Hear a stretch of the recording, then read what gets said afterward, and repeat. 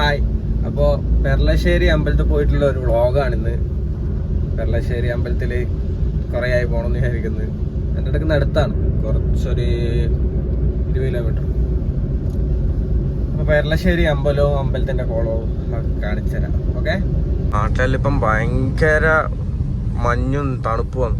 ഞാൻ തന്നെ ഭയങ്കര രാവിലെ നല്ല തണുപ്പത്ത്, പക്ഷെ ഭയങ്കര രസമാണ്. എന്താ പറയുക, ഭയങ്കര പോസിറ്റീവ് എനർജി വരും. അതാ ഏറ്റവും കൂടുതൽ.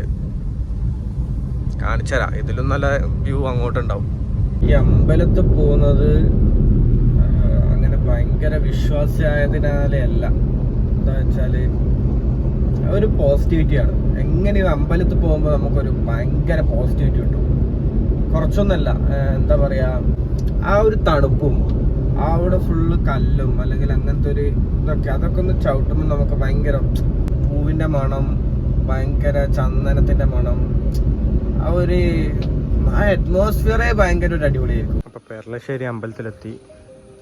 അമ്പലത്തിൻ്റെ മെയിൻ ഹൈലൈറ്റ് ഈ കുളമാണേ.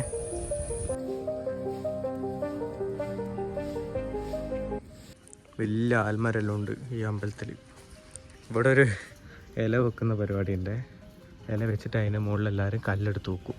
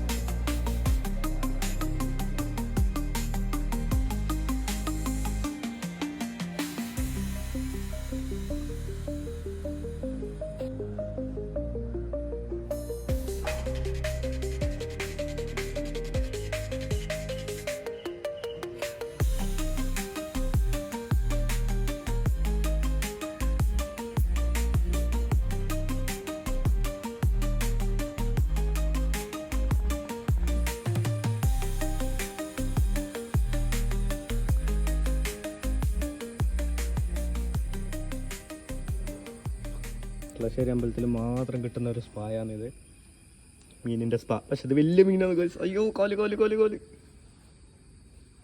അപ്പോൾ അത്രയേ ഉള്ളൂ ഇന്നത്തെ വ്ളോഗ്. എല്ലാം കഴിഞ്ഞ് അമ്പലമെല്ലാം കാണിച്ചു തന്നില്ലേ. അമ്പലത്തിൻ്റെ കുറച്ച് സൈഡേ കാണിച്ചിട്ടുള്ളൂ, അത്രേ ആവുള്ളൂ. കൂടുതൽ കാണിക്കാൻ പറ്റില്ല, അതുകൊണ്ടാണ്. ഓക്കെ. അപ്പോൾ ഇനി അടുത്ത വ്ളോഗ് കാണാം ഗൈസ്. ബൈ.